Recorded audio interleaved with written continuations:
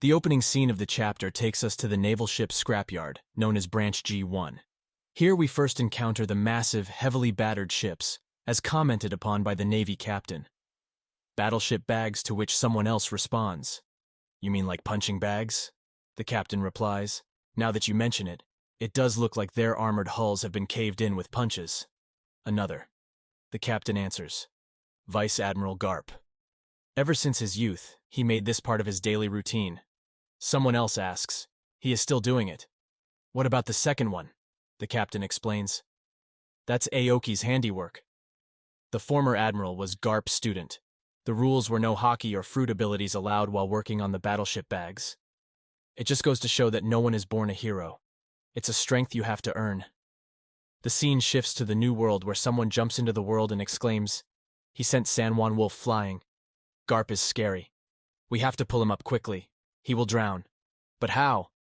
Vasco Shot says so. This is the legendary hero. Then he uses his attack.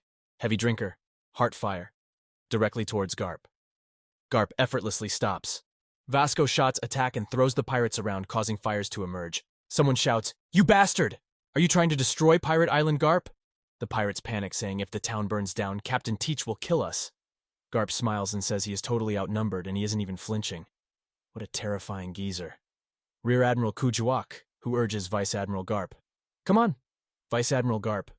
The wounded and all the rescued slaves are on board. We are setting sail, Tuskegee says. Hey, Barry, hang in there. We need to thaw the frozen people out slowly. Someone asks, Is Captain Kobe okay? Captain replies, We are setting sail. You can pull out when you are ready. Garp, as he beats pirates, declares, We are done here. Kobe Bruce, Helmet Bow, it's time to go. Hockey knows who lives up to its reputation. There's no end to all these pirates. Our CG stands up and says, Like I said, I can't just let you leave. Helmet Bow cries and says, I should have gone with the others. We are doomed. Prince Bruce asks, Hey, Garp, son, am I also the future of the Marines? Garp says to me, You still want to go cruising? Kobe says, We can't underestimate the Titanic captains. Listen up, you three. Head straight to the coast, and you will be fine. Don't die on me, you hear? They all respond. Yes, sir. A girl from behind calls for help, and Kobe, thinking the pirates still have hostages, moves back and says, We almost left you behind. I am coming. Grass realizes it's a trap, but before Kobe could notice the swordsman, Sheryu attacks Kobe. Garp notices him even though he's invisible and jumps in front of Kobe. Kobe falls down, but the sword stabs through Garp, causing him to bleed. The hero Garp receives a powerful blow despite being weakened. Garp raises his hand and smashes Sheryu. The impact is so strong that the ground breaks. Garp says, Eat this, Sheryu, that punk from Impel Down, one of the pirates exclaims. It's Sheryu! He stabbed Iron Garp. He's been weakened. Prince Bruce and Helmet both cry out. Garp, son, this is nothing. Go to the ship. Kobe is shocked and cries, saying, But it's my fault you were protecting me. Garp replies, Don't flatter yourself, Kobe. I was in his sight the whole time. The pirates see Garp vulnerability and decide to attack him, saying Garp is vulnerable. We might be able to take him out now. Killing him is an instant ticket to wealth and glory. Get him. He has a 3-crown bounty, the same as an admiral. That's around 3 billion berries. Suddenly, Hewson rushes towards Garp, saying, Out of the way, small fry. You guys wouldn't stand a chance even if we bound both his arms and legs. Kazan prepares his ice glove attack, ready to strike Garp. Garp remembers the past and says, Take you on as a disciple. I like my freedom. Thanks. Go learn from one of the Navy's instructors, Kazan replies.